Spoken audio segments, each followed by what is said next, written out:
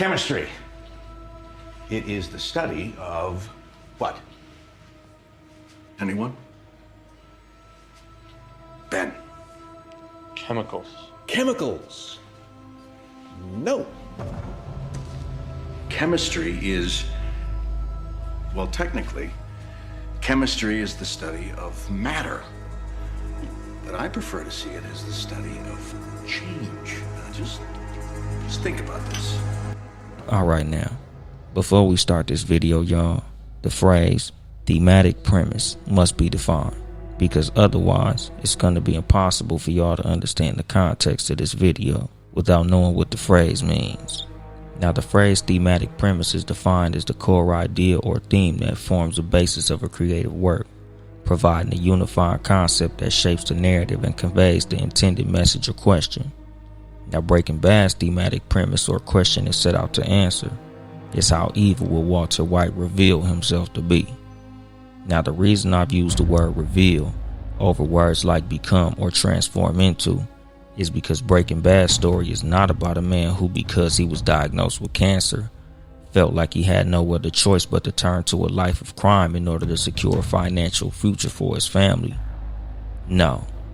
Breaking Bad's story is about a man who, because he was diagnosed with cancer, decided to turn to a life of crime.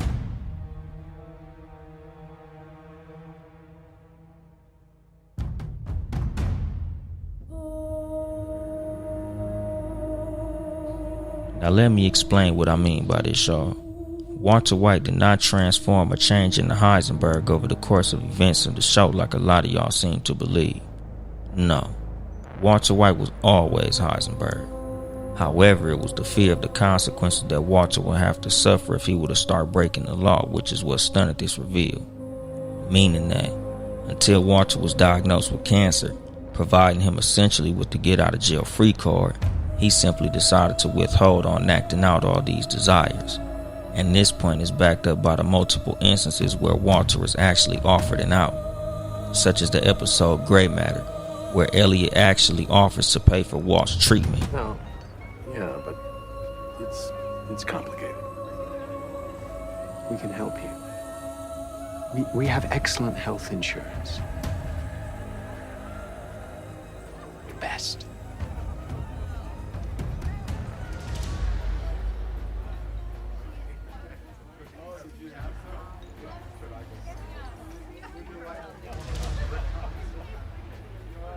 Which Walt refuses and continues to carry on cooking meth. Now, at the time of this taking place, one could just chalk this up to Walt's ego getting the better of him. However, there is a scene in season 2 where Walter is told by his doctor that his cancer is going into remission, to which Walt reacts by having an angry outburst. All because of the fact that he no longer has access to his get out of jail free card, as the 2-year time limit he was given on his life is no longer in effect.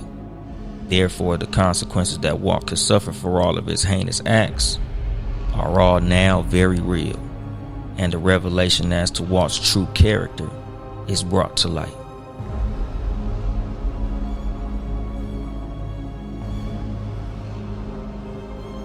Now, I'm sure a lot of y'all might be asking what the hell this has to do with the show's ending, which is what this video is all about. So let me explain it to you. See, when you have a television show or a story which sets out to answer a dramatic question, the show's ending must in some way relate back to that question. For example, the dramatic question in The Sopranos is, will Tony be able to be a good man and stay with his family, or will he carry on being a mob boss and lose it all? And the show's ending answers this question, which is no. Tony is not able to become a good man, and unfortunately loses it all.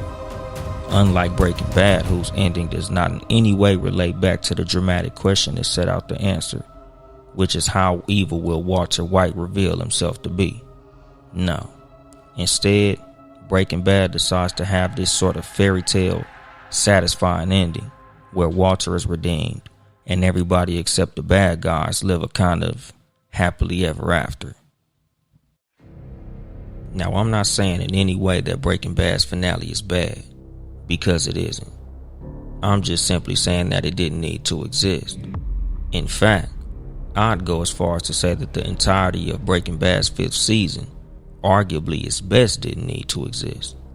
Simply because at the end of season 4, the dramatic question the show set out to answer was answered, which was that Walter would go as far as to gamble with the life of an innocent child in order to secure victory. And in season 5, this level of villainy is never topped. Yeah, a child is killed, but this wasn't Walt. Yeah, his own brother-in-law is killed, but again, this wasn't Walt. See the point I'm getting at? The show should have ended with season 4. It should have ended with Walter committing his most evil act, which would have been the answer to the show's dramatic question and thematic premise it originally set out to explore, which was Vince Gilligan wanting to turn a character like Mr. Chibbs into Scarface, not Mr. Chibbs into Scarface and then Scarface into Spider-Man. Now, if season 4 was the final season, the show would have ended on a multitude of loose ends. We would have never found out about what happened to Mike. We would have never gotten to witness Hank finding out about Walt. And to that I say, it doesn't matter. This isn't what the story is about. It doesn't aid in answering the dramatic question of how evil will Walt reveal himself to be. Therefore, we ultimately don't really need to know. And in shows like The Sopranos, which I just claim to have an ending which works, also has this problem. We don't get to see if Tony and his family really died. We don't get to find out who ordered the hit. And to that I once again say, it doesn't really matter, as it doesn't help in answering the show's dramatic question. The second we see Tony face the consequences of his decision, it cuts to black, and there is simply no more we need to be shown or told.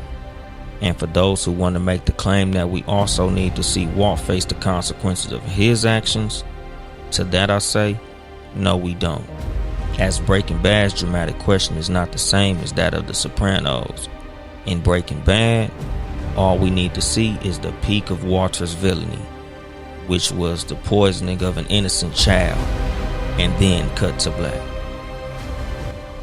Now, as much as I can argue that season 5 as a whole wasn't really necessary, I can't sit here and pretend like it isn't one of the greatest seasons of television ever to exist, because it is. And I know for a fact that I wouldn't be the same person I am today if I hadn't got to witness arguably the greatest hour of television to ever be made. And no, I'm not talking about the show's ending, because that's where a lot of my problems arise.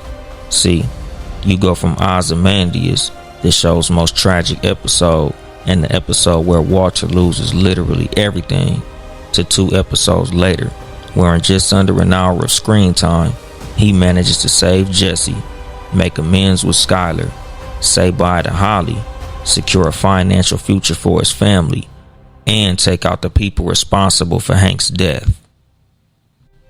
Now, there was a theory I came across in another video, which was somebody claiming that Walter actually died in his car just outside the bar in Alaska, and everything we witnessed in Felina was all just a dream, which to me would serve as a better ending to the story, as if what we had seen in the finale was simply all just a dream.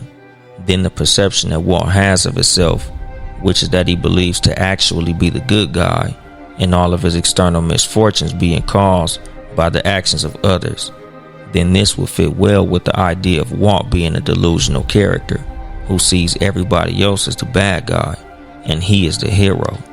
But unfortunately, Vince Gilligan denies this to be true. Therefore, the ending of Breaking Bad still doesn't work, as we aren't finishing on either the peak of Walter's villainy or the peak of his delusion, which one could argue to be Walter's most vile trait, as a man who is only able to gamble with the life of an innocent child in order to self-preserve, yet still knows this action to be morally wrong, is nowhere near as evil as a man who is actually able to also condone said action and still view himself as the hero of this story. Anyway, thank you all so much for watching. Please make sure to like, subscribe, and turn on post notifications. And let me know down in the comments what other videos y'all would like to see in the future. Peace.